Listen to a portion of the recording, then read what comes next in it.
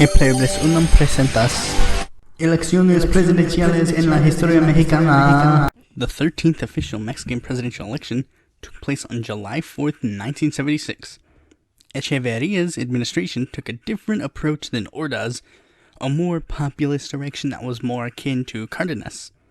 First, he nationalized the mining and electric industries, redistributed private lands in the states of Sinaloa and Sonora to peasants, imposed limits on foreign investments, raised government spending for the people, passed the first major environmental regulations, taking a stance against Zionism and pro-Palestinian, and electoral reforms that included lowering the number of members a party needed to become an official registered party from 75,000 to 65,000, increasing the number of congressional seats chosen according to proportional representation from 20 to 25, introduction of a permanent voting card, and raising the age of candidacy from 21 to 30, though not all of his policies were as popular with the left and youth in Mexico.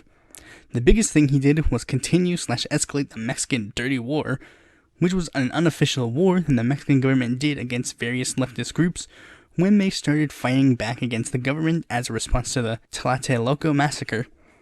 The group leading the opposition was the September 23rd Communist League. The Mexican government, of course, had the aid of the US and the CIA in their operations because killing and suppressing Latin American leftists is kind of their thing. And since the majority of these opposing leftists were younger students, he decided the most brilliant way to stop them: ban rock music to quell their political activeness. Unsurprisingly, that didn't work at all. And also, the last year of his administration had a huge economic recession. It was pretty noticeable when his popularity faded, as in their equivalent of the midterms, 42 of the seats went to parties other than the PRI. With all that out of the way, let's move on to the election itself. The PRI had a very easy time picking its nominee. Since they were going through a recession, they chose economic advisor Jose Lopez Portillo to be their nominee. He also, of course, received the nominations of the PARM and the Popular Socialist Party. The latter probably needing to put in a little extra effort to support Portillo's candidacy because, well, you know. Now, in regards to opposition, that's where things got a little more interesting. You see, the PAN was going through internal struggles and was unable to field a candidate in this election.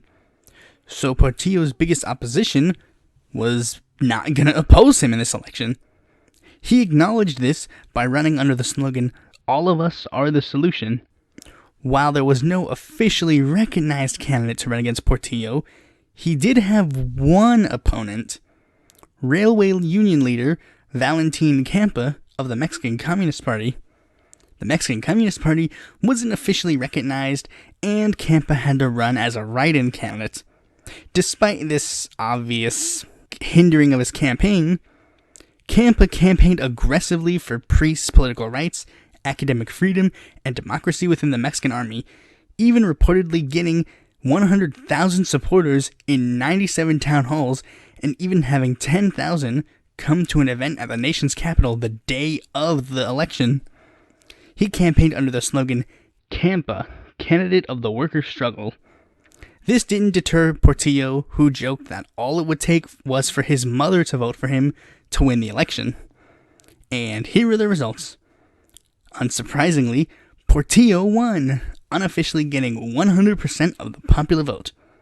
You see, the jury's still out on how the election officially went down.